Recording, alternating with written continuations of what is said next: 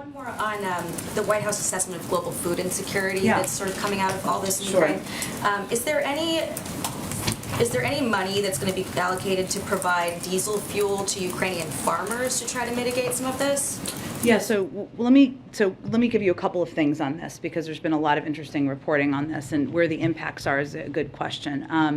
While we're not expecting a food shortage here at home, we do anticipate that higher energy, fertilizer, wheat, and corn prices could impact the price of growing and purchasing critical food supplies for countries around the world. And early estimates from the World Bank suggest disproportionate impacts on low and middle income countries, including in Africa, the Middle East, and Southeast Asia.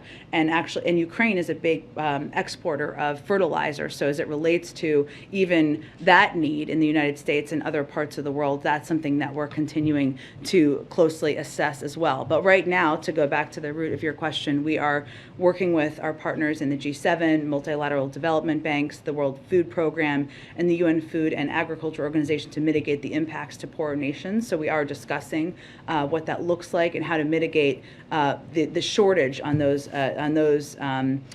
growing and purchasing entities from impacting parts of the world that would be severely impacted, even if we're not. What kind of a timeline do we think we have to take some action on that before it becomes a really big problem? Well, there are active discussions now, and we're certainly mindful that even if we're not seeing an impact in this moment, that sometimes supply chain impacts can have having a lagging impact. So we are having discussions now with all of those partners. Those have been ongoing, so we can do everything we can to mitigate it in advance. Can I ask one question?